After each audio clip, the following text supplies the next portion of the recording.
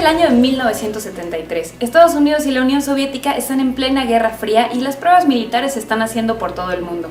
Y mientras los misiles se lanzan en lugares nunca descubiertos por el hombre, dos científicos se darán cuenta de que quizá estas pruebas no son realmente pruebas, sino una forma de combatir algo que se esconde en una isla. ¿Qué es eso? Acompáñame a descubrir la Isla Calavera. Is that a monkey?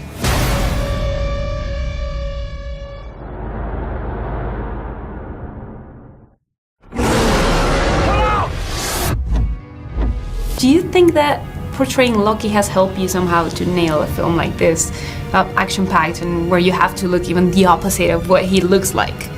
Yeah, I think that playing Loki has prepared me for imagining characters that don't exist. So when I did the Marvel films, I'm in scenes with Iron Man, and Robert Downey Jr. is tucked up in his bed somewhere, and I'm looking at a tennis ball, and the same is true of the Hulk.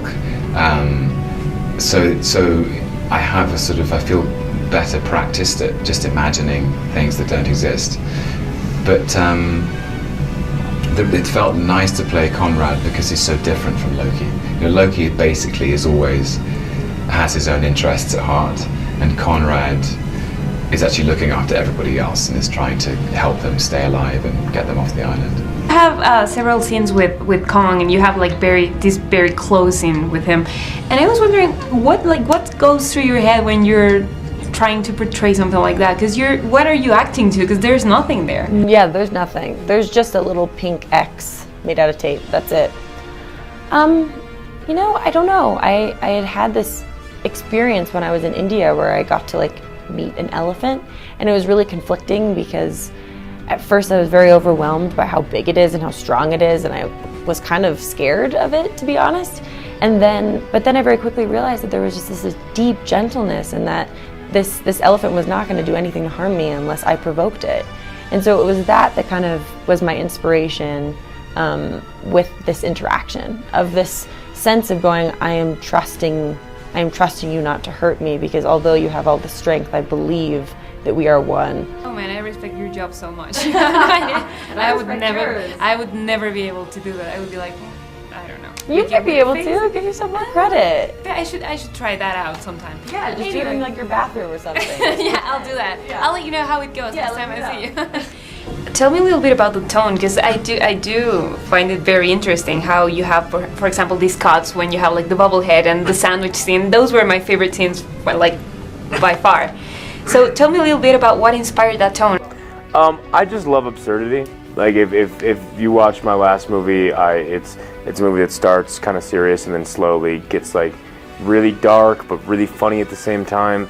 And modern film, I think, has fallen into this box. Whereas if you look at movies from before the 90s, movies were tonally they were much more adventurous. And now people are if it's just a drama, it's just a drama. If it's just a comedy, it's just a comedy. And I think life is a series of crazy events. And so if you're going and you're being confronted with a giant monkey, humor has to play into that. Tom Hiddleston, a quien recordamos como Loki en Los Vengadores, y Brie Larson, la ganadora del Oscar por La Habitación, son los protagonistas de Kong, la Isla Calavera, una película que nos recuerda esta lucha constante entre el hombre y la naturaleza. ¿Quién ganará? It was said that Kong somehow stood for immigrants in the first version, so I'm wondering, what do you think this Kong stands for?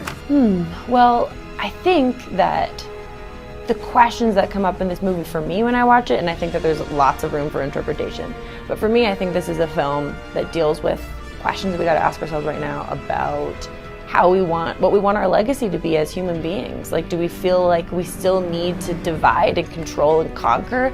Or is there another way? Is there a way to recognize that we're all deeply the same and that there's a way to connect through empathy? Do you think nature will ultimately come and kick us in the ass?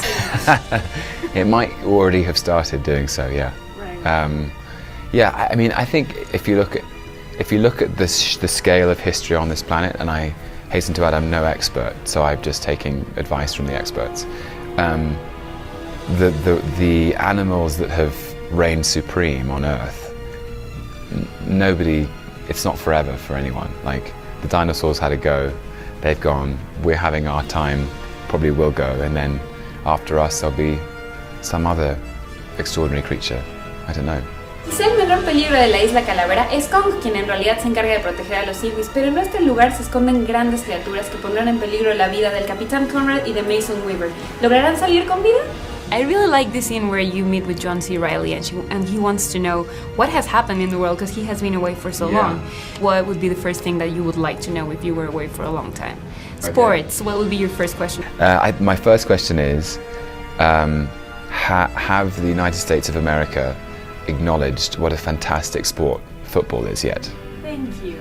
Like, I always feel like they're just left out of this amazing. When the World Cup's on, I would think they're all busy playing basketball and American football and baseball. Huge respect, great sports, but come and join the party. Right.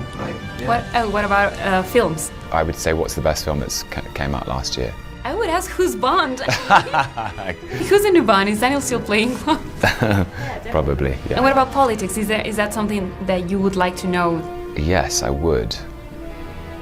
It's all cyclical though, isn't it? That's the thing. It seems to be moving in cycles at the minute. I'd say, whose empire are we living in now? That's so interesting. I probably would want to know what like scientific breakthroughs happened. I'm always fascinated by that. I mean, the amount of things that we're learning about now, the cures for things, the discoveries of new wildlife. It would probably be science related.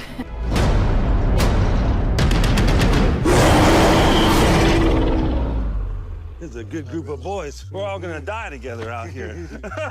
You shouldn't have come here. De película.